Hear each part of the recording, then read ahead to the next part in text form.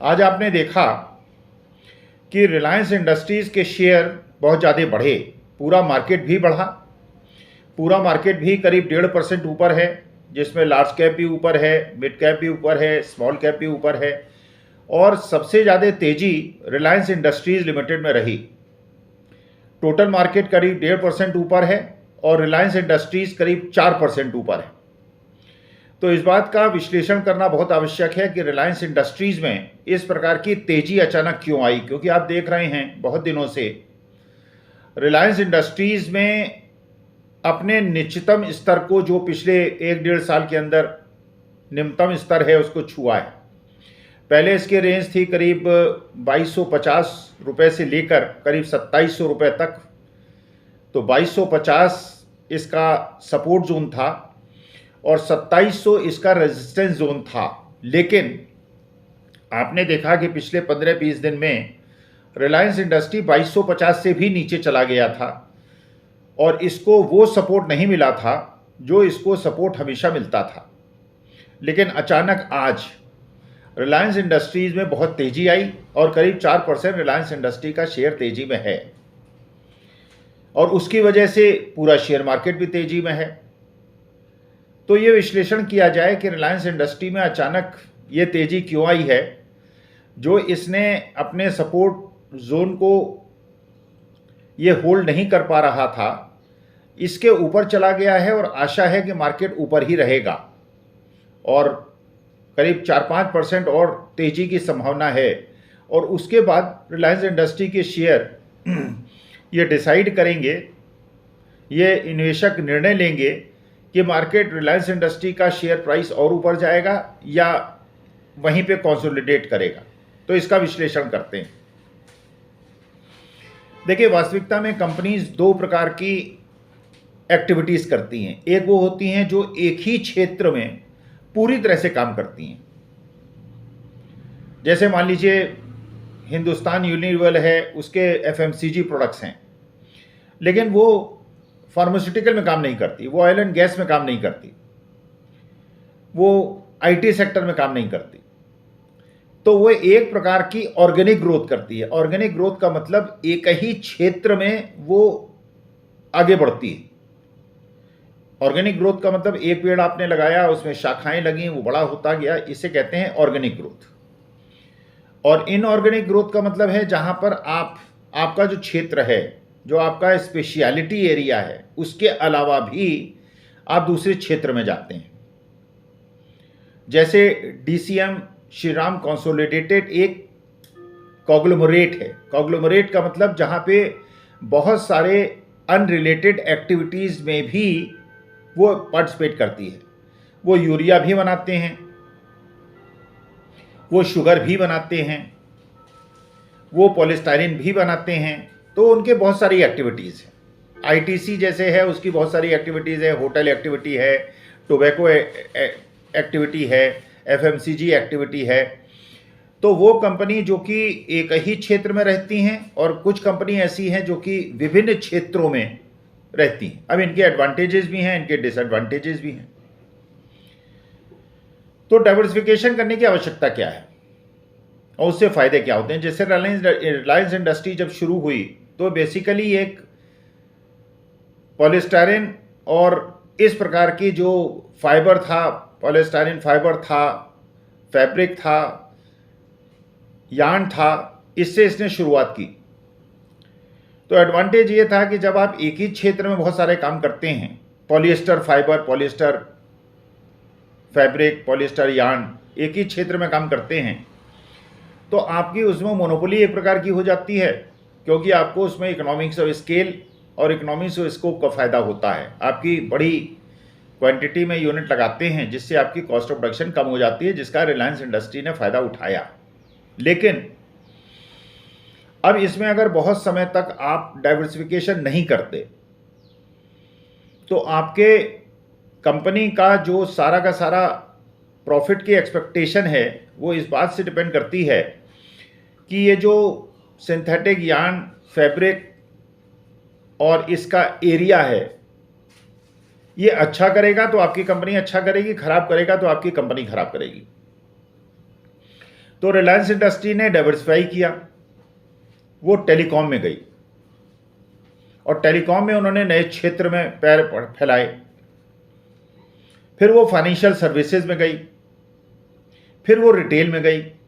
तो रिटेल में उसने बिग बाजार को टक्कर दी और आज की तारीख में रिलायंस इंडस्ट्री का जो आर्म है रिटेल का, वो एक काफ़ी बड़ा आर्म है।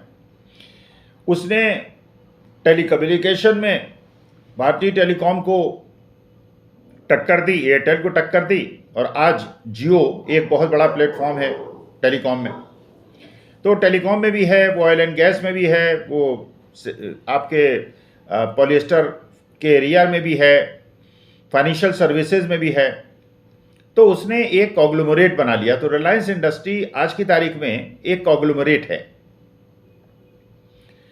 अब उन्होंने ये सोचा कि इस कॉन्ग्लोमरेट में जो ऐसे एरियाज हैं जो बिल्कुल अनरिलेटेड हैं, जिनमें अलग प्रकार की एक्सपर्टाइज की आवश्यकता है, जिसमें अलग एक्टिविटीज़ के लिए अलग सीईओज की आवश्यकता है, एमडी की आवश्यकता है, उसकी एक्टिविटीज़ को बिल्कुल मेन एक्टिविटी कॉन्ग्लोमरेट से अलग कर देने की आवश्यकता है। उसके परिप्रेक्ष्य में उन्होंने सोचा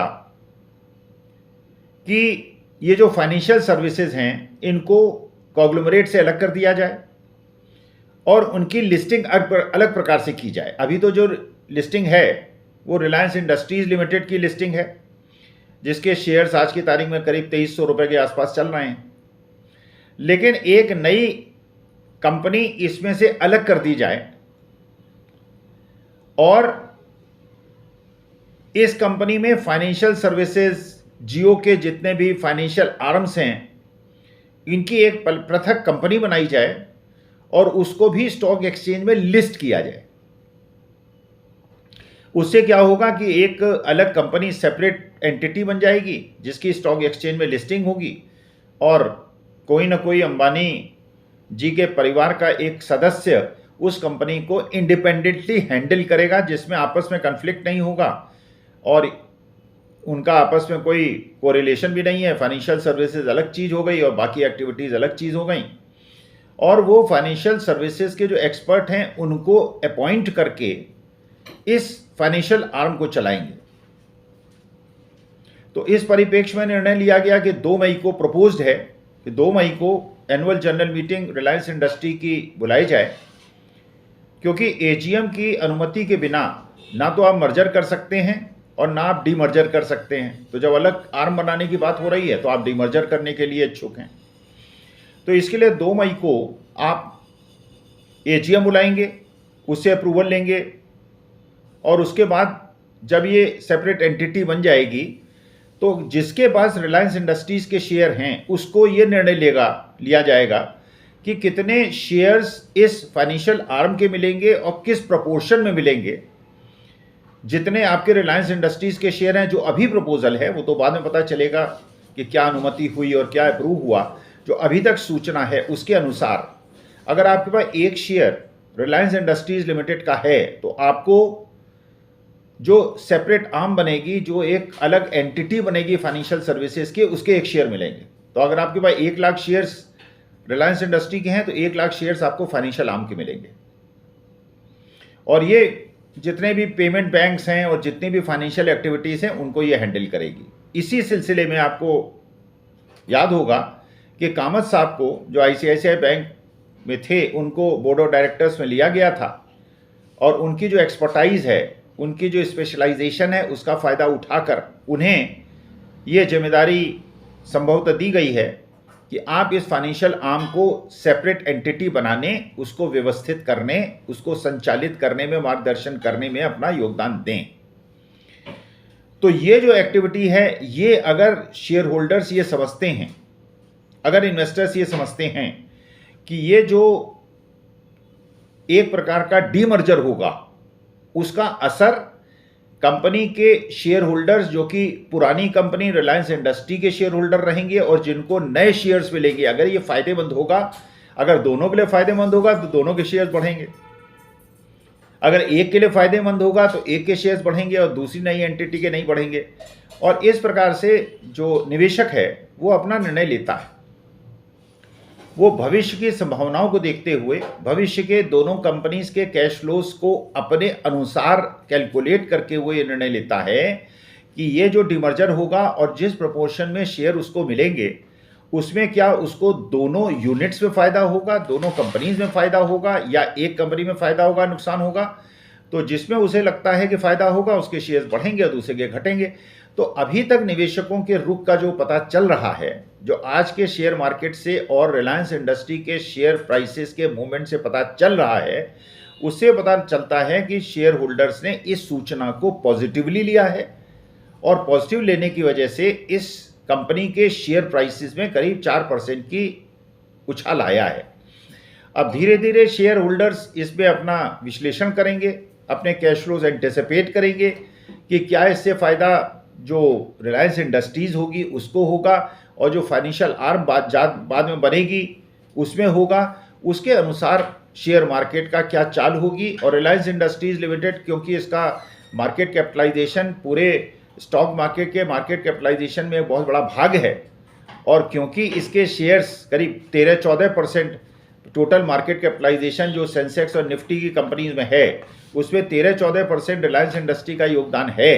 तो रिलायंस इंडस्ट्री का बहुत ज़्यादा बढ़ना भी स्टॉक मार्केट को बहुत ज़्यादा बढ़ा देता है और रिलायंस इंडस्ट्री का बहुत ज़्यादा घटना भी शेयर मार्केट को बहुत ज़्यादा गिरा देता है। तो बड़े ध्यान से देखना होगा कि क्या होगा, 2 मई को क्या होगा। उसके पहले निवेशक किस प्रकार से प्रतिक्रिया देंगे, कैश फ्लोज को एंटिसिपेट करके शेयर प्राइसेस का मूवमेंट होगा। क्योंकि अगर आपके पास 1 लाख शेयर्स रिलायंस इंडस्ट्री के हैं और 1 लाख शेयर्स आपको फाइनेंशियल आर्म के मिलते हैं और 1 लाख शेयर्स आपके रिलायंस इंडस्ट्री के रहेंगे, तो जो निवेशक इस पर अपनी प्रतिक्रिया देगा और कैश फ्लो के अनुसार शेयर प्राइसेस का मूवमेंट होगा, उससे पता चलेगा कि अल्टीमेटली रिलायंस इंडस्ट्रीज़ के शेयर प्राइसेस बढ़ेंगे या घटेंगे। तो मैं कोई टिप नहीं दूंगा, कोई भविष्य की भविष्यवाणी नहीं करूंगा, कोई आपको किसी प्रकार का टिप नहीं दूंगा। मेरा केवल ये कर्तव्य था कि मैं आपको बताऊं कि आज जो शेयर प्राइसेस में मूवमेंट हुआ है, शेयर मार्केट में मूवमेंट हुआ है, और रिलायंस इंडस्ट्री का क्योंकि टोटल स्टॉक मार्केट के मार्केट कैपिटलाइजेशन में बहुत बड़ा योगदान है, इसलिए ये प्रतिक्रिया हुई है। अब समय आने वाले समय में ये देखना होगा कि टोटल स्टॉक मार्केट और रिलायंस इंडस्ट्री का शेयर किस प्रकार से बिहेव करेगा। Thank you, thanks a lot.